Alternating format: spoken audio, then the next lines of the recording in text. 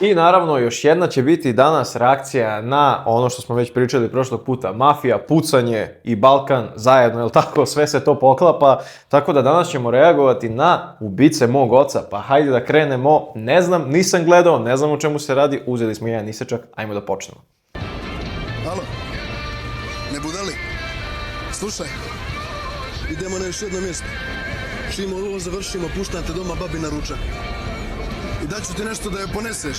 Inače, evo, ovaj, na primjer, čovjek, apsolutno je normalno zašto je on tako izbezumljen i sav i u strahu, jer to je jedan od odgovora zapravo našeg organizma na dejstvo stresa i nekih stresnih situacija, jer aktivira se simpatikus, kada on dominira, aktivira se mod fight or flight, odnosno bori se ili beži, i jednostavno u tim situacijama tako malo delujemo izbezumljeni. A strah koji se javlja u ovoj situaciji, naročito kad nam neko preti oružjem, i to vatrenim oružjem, javlja se kao posljedica aktivacije amigdale, jednog od delova centra, odnosno delova limbičkog sistema, koji će u stvari povezati tu neku emocionalnu reakciju sa trenutnim, naravno, fiziološkim stanjem organizma. Kada simpatikus preovlada, ubrzava se i srčana kontrakcija i fokus se povećava i naravno dolazimo do kombinacije tih emocija, odnosno straha, sa fiziološkim reakcijama, tako da postajemo izbezumljeni u određenom stepenu. Tako da ovaj čovjek, to jest deda, kako bih već rekao, jeste izbezumljen sa razlogom, tako da idemo dalje. A ne od mene. Ja i ti se... da se ne bi slučajno ponovo... daj sad. Uplečaj malo tu pjesmu.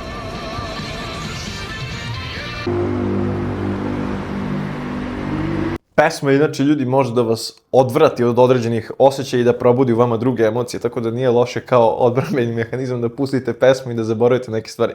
Ali ne mislim da ćete baš zaboraviti pištolj uperen u vas.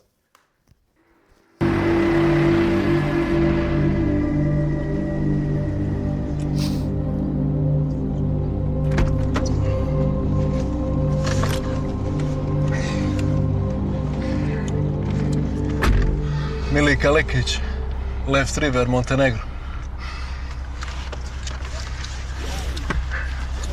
Jedan od pokušaja uspostavljanja dominacije neuspešan.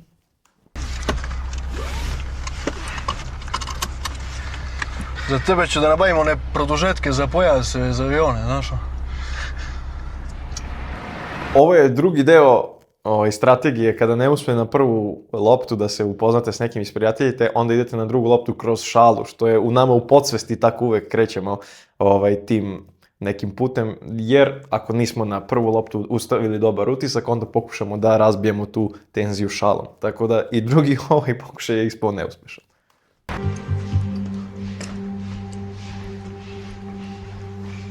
Sviđa mi se tenzija, atmosfera. Jes. Šta je ovo sad? Odakle ovolika nepoverljivost prema meni? Bio bi ti nepoverljiv da su te jele svinje ko pomije. A kako si se izvukao?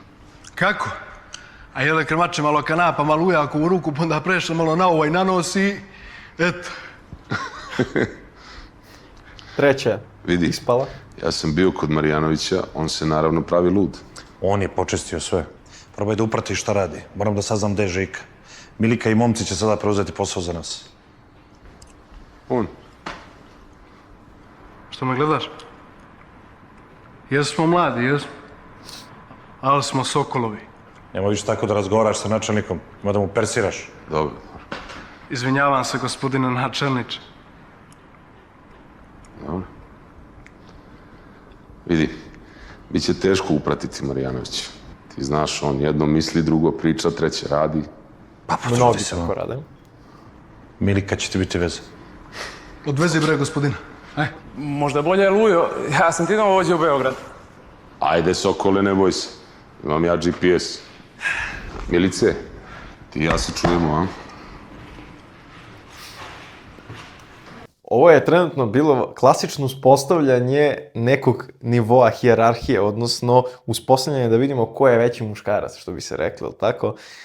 I naravno, taj postoji u stvari mehanizam dominacije, odnosno u nama potreba da uspostavimo dominaciju, postoji još od davnina, naravno, taj mehanizam i ta potreba, a još kad se u priču uključi testosteron, to postaje veoma napeto. Znači, muškarci imaju izrazitu želju da se pokažu kao da su muškarci i da su dominantni. To pokušava ovaj mladi momak tako da uradi. Međutim, vremenom, kako mi postižemo sve više u životu i kako jednostavno imamo više neosporivih dokaza iza sebe, ta želja utihne za dokazivanjem, jer jednostavno mi smo došli u taj neki stadijum kada znamo šta smo uradili. Tako da ta želja za dokazivanjem ponekad se meša sa tom potrebom da postanemo nešto što zapravo i nismo. Ali, na primjer, ovaj stariji čovjek zna ko je, zna šta je i nema potrebu da se dokazuje. Tako da, eto, to je jedna mala digresija na temu.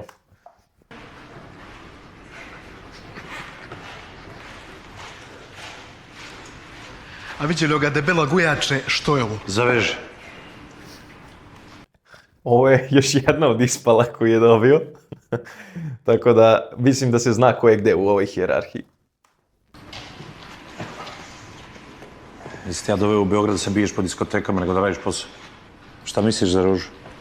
Obišli smo sve štekove za koje si nam rekao nema ni traga ni glasa. Mora da je naša nešto novo. Možda. Ipak ti ostavi ljude da nadziru. Moram to đubre živo da uhvatim. Me čuješ? Živu. Da malo ja nju ostavim svinjama ko što je ona mene.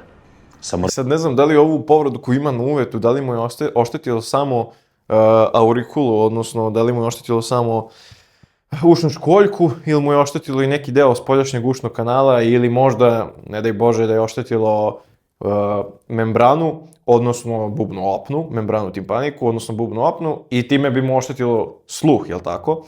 Ali, pošto vidim da je ovo nekako sa spoljašnje strane, a ima dovoljno očuvan sluh, mislim da nije to u pitanju. Inače, oštećenje bubne opne je veoma opasno i može vas u potpunosti lišiti sluha, tako da nemojte, kada gurate bilo šta u uši, da ih čistite, nemojte da nabijate previše onako, jer možete sebi oštetiti sluh nepovratno. Reci ljudima da paze, mnogo je opasno. Čekaj, žena opasna. A šta ti je ojače?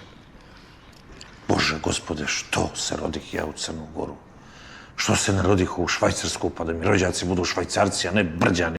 Inače, to da žene nisu opasne, to zapravo i nije toliko tačna stvar, zato što žene imaju zapravo veći prag tolerancije i u većini slučajeva su jače od muškaraca kada bismo posmatrali po tom nivou praga tolerancije bola ili to po vremenu koje mogu da izdrže, a zapravo da ignorišu taj bol. E sad, zašto je to tako? Zato što je njihov nervni sistem zapravo naviknut na te ciklična ponavljanja tog jednog te istog bola, koji se javlja, jel tako, svakog meseca, i onda nastaje blaga adaptacija nervnog sistema na taj bol i jednostavno počinju žene u podsvesti da zanemaruju svaki bol koji nije toliko intenzivan kao taj, na primjer, menstrualni bol. Tako da za neke manje tipove bola uopšte ne reaguju na njih dok nije neki veći bol.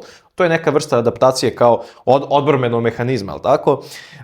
Tako da žene nisu zapravo toliko slabe i mogu biti opasne. Jedini problem je što kod njih prevladava taj emocionalni deo i emocionalna reakcija, zato što je njihov limbički sistem, odnosno amigdale i hipokampus, su izraženije, primaju više informacija i mnogo bolje reaguju nego kod muškaraca. Samim tim njihovo emotivno rasuđivanje je pomešano sa logičkim i to ih u određenoj meri ograničava, jel tako, da izdrže pojedine životne situacije.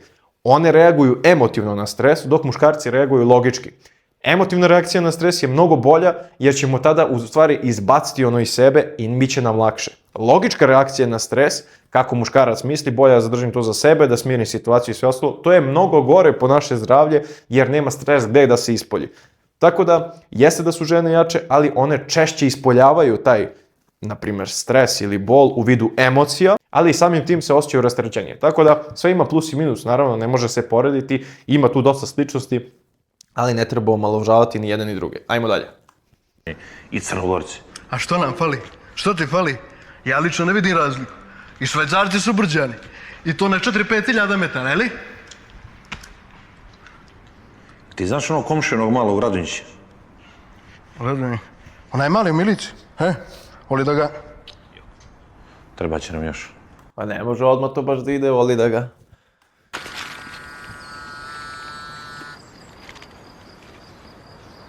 Alo? Niđe ništa. Molim te, reci Miljanu kad bude dolazio da mi uzme jednu Coca-Colu. Čega, Luj?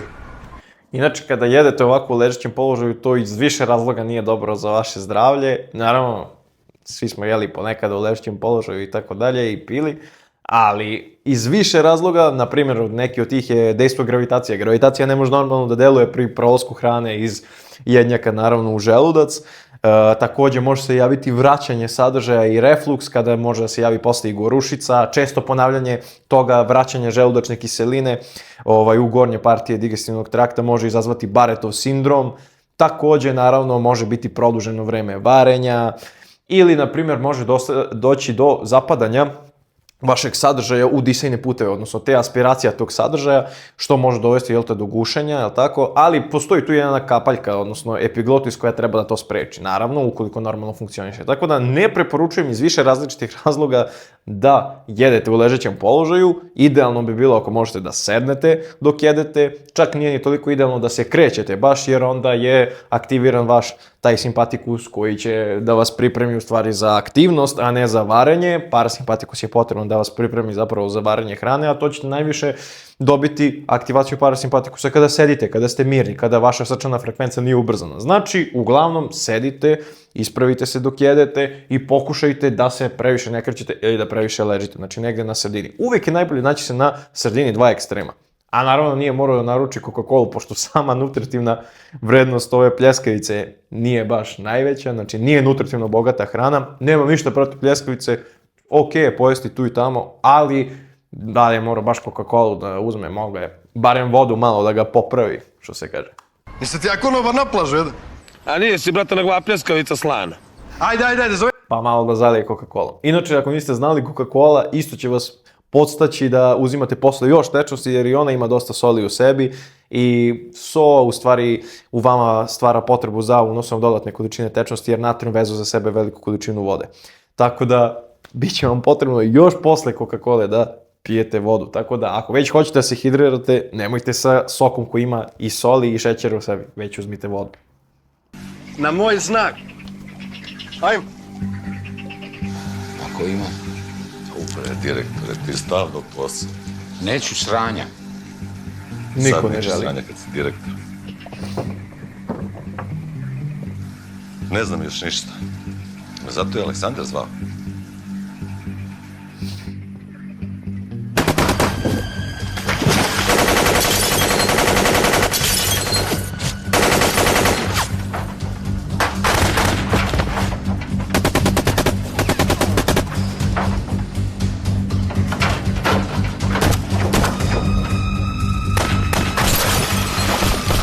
To je ono upravo što sam vam pričao, pri ovakvoj nekoj pucnjavi ili pri dejstvu vatrenog oružja i letenju projektila svuda, uvek će krenuti da radi simpatikus, ubrzat će srčani rad, jačinu srčane kontrakcije, hiperventilacija, brže ćete da dišete, znači telo vam se priprema, luči se adrenalin, noradrenalin, kortizol, znači svi hormoni tog nekog stresnog stanja koji vas spremaju da možete brzo da bežite, da se borite. I u ovoj situaciji, šta je opasno? Opasno je, na primjer, kod projektila, zato što postoje tu različite vrste rana, ali konkretno najčešće su vam te prostrelne i ustrelne rane. Znači, ustrelna je ukoliko ima samo jedno mesto ulaska i zadržava se u telu, prostrelna je ako ima mesto ulaska i mesto izlaska iz tela. E sad, većina ljudi misli da je zapravo opasnije ako ostane projektil u telu. Ne, mnogo je opasnije ako imate prostrelnu ranu. Kada projektil ima mesto ulaska i mesto izlaska, jer ta rana, ulazna rana, je uvek manja nego ona izlazna rana, zato što prilikom prolaska kroz telo, metak, odnosno projektil, sa sobom ponese i druge strukture i to njegovo eksplozivno dejstvo će na drugom kraju napraviti mnogo veću ranu izlaznu nego što je bila ulazna rana i poneti sa sobom i razvaliti, po znacima navoda, brojne druge strukture. Tako da, prostrelna rana je dosta opasnija, naročito ukoliko bi oštetila neki veliki krvni sud ili arteriju neku koja bi mogla da ima veoma brzo i naglo krvarenje. Tada bi moglo veoma brzo doći do iskrvarenja i gubitka funkcije određenog dela tela. Ako mozak izgubi funkciju i dotok krvi, moždano tkivo je veoma osetljivo na dotok krvi i kiseonika, tako da može funkcionisati samo 3 minuta bez kiseonika i krvi, odnosno krvotoka. Sve preko 3 minuta nastaju trajne posljedice i oštećenja po moždano tkivo i nepovratne su, znači irreverzibilne. Tako da mogu mnogo da se zakomplikuju usled krvarenja velikog i može nastati i taj, naravno, šok i letalni ishod, naravno.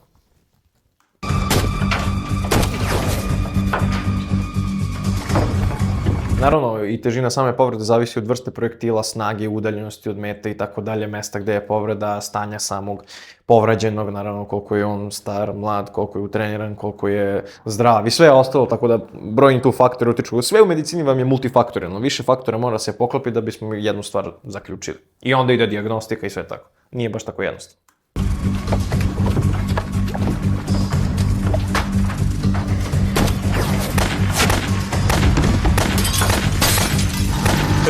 Ja često kažem da se ovakve povrede nazivaju povrede inkompatibilne sa životom. Znači, ako vas pogodi u neki deo vitalni organ, može nastati i pneumotoraks, znači ili hematotoraks, ispunjenje, kako se zove, vaših pluća sa krvlju i onda je to jednostavno stanje inkompatibilno sa životom ili pogodak direktno u srce ili u bilo koji vitalni organ, tako da, znate šta sam teo kažem. Pratio nek sagri se, budalo jedna.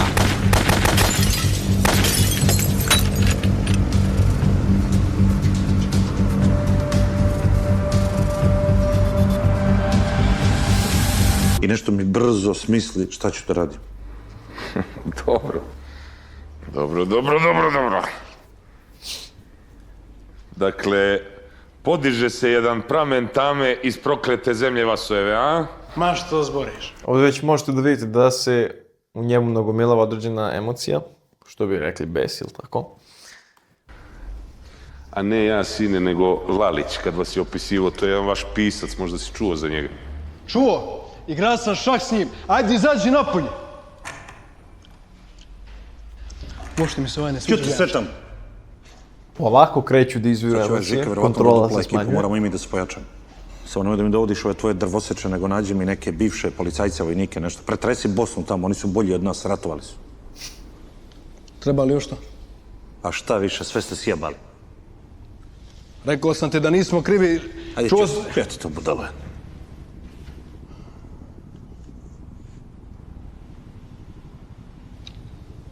Mora bih otići do dolje. A što? Mora bih Luja ispratiti.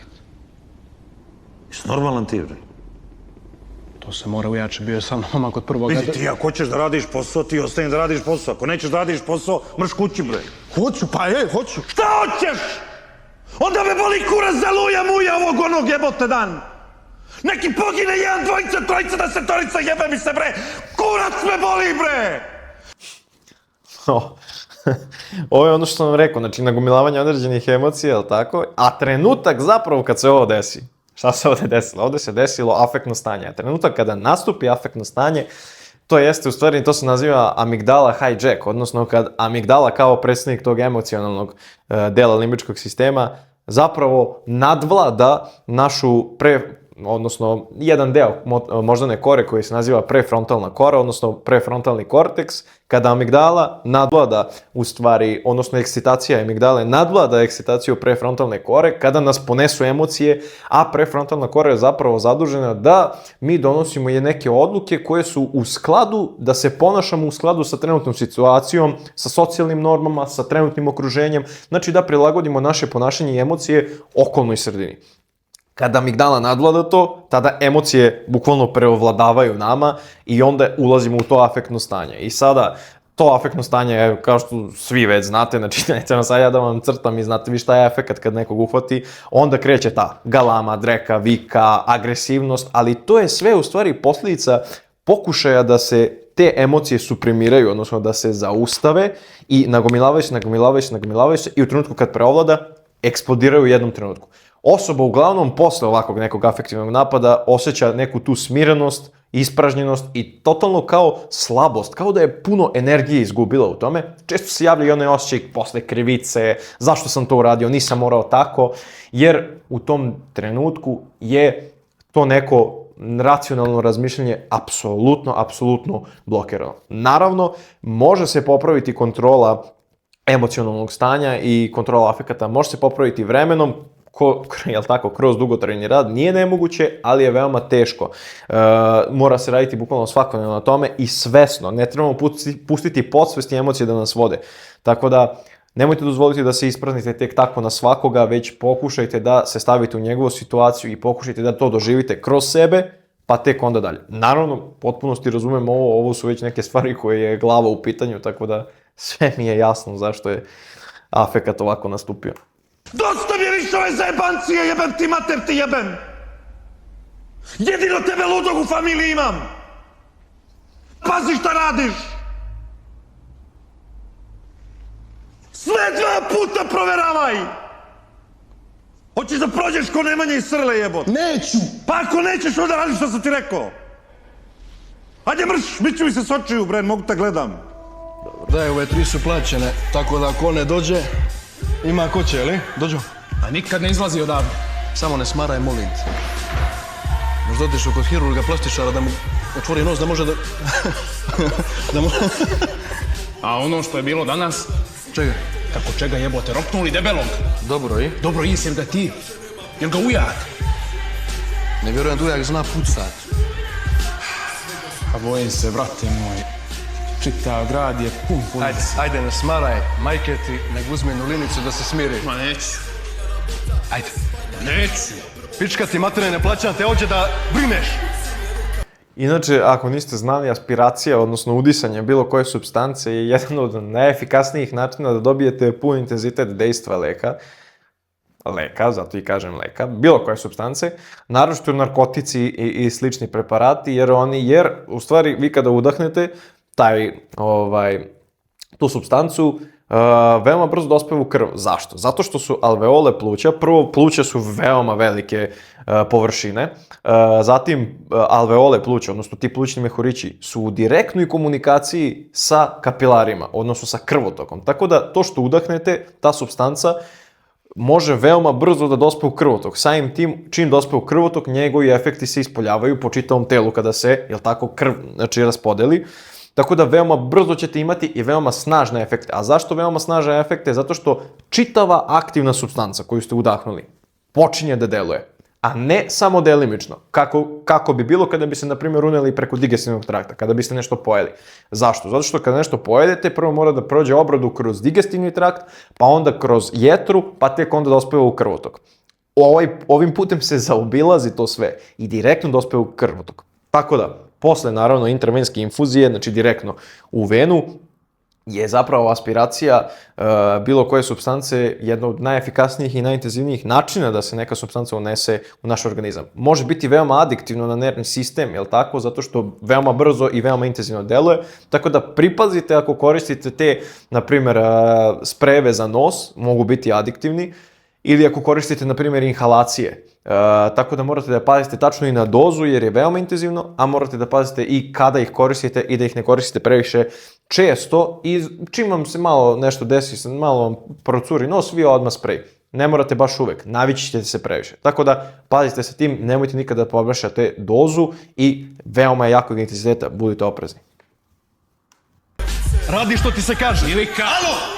Nemoj da mi kvariš! I isto tako može nastupiti kriza, kao što vidite sad, kada želi ta osoba koja to konzumira nekom drugom da da, zato što njegov mozak se na to navikao, na tako veliki intenzitet, i ona odbija, on ulazi u ono afektno stanje, jel tako? Žurku!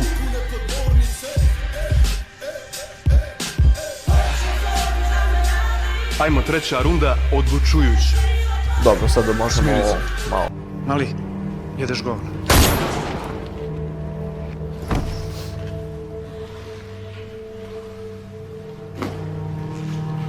Mili, ćeš da otpratiš druga?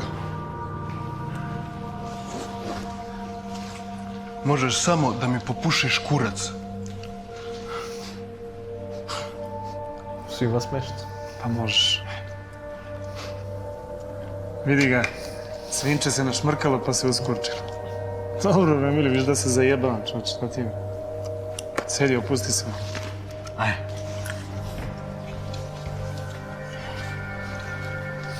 Treba da se trgneš malo. Ćemo dalje, Mili? Vidite, ljudi, ovakva reakcija baš na prostrelno rano vatrenim oružjem sumnjam da bi bila. Verovatno bi mnogo burnije reagovao, čak iako je pod dejstvom opioidnih sredstava koji deluju direktno, znači, na receptore za bol i blokiraju oslobađanje supstance koja signalizira bol, jel tako? To je jedan od načina. Drugo, opioidne droge i slične supstance deluju na limbički sistem, na taj osjećaj nagrade, što povećava toleranciju bola, znači i smanjeno oslobađanje supstance, blokirani receptori, povećana tolerancija za bol i taj lepi osjećaj koji se dobija nakon konzumiranja tih supstanci. Sve to zajedno ne bi uspelo toliko da blokira bol, da on samo kao malo se stegne kad ga je neko upucao projektilom, jel tako, i napravio prostrelnu ranu, što sam već pričao o tome da je još gore nego ustrelna rana, jer ima i mesto ulaska, mesto izlaska, koje sa sobom nosi određene strukture. Tako da, čak i pored dejstva ovih supstanci na njegovo telo, koje smanjuju osjećaj bola, verovatno bi mnogo intenzivnije reagovao na bol. To bi bilo to za ovaj video, nadam se da vam se svidio, nadam se da ste naučili nešto novo, da smo se malo zabavili. Pišite mi obavezno u komentaru da li vam se sviđa ovakva vrsta sadržaja, pišite serije, filmove, bilo šta slično što biste želi da odreagujem na njih. Naravno, ne možete da očekujete da odreagujem na sve odjednom, ali potrudit ću se da odreagujem na što više napišete u komentarima, tako da pišite obavezno, lajkujte klip, zaprete profil, a mi se vidimo u nekom sljedećih klipova. Ćao!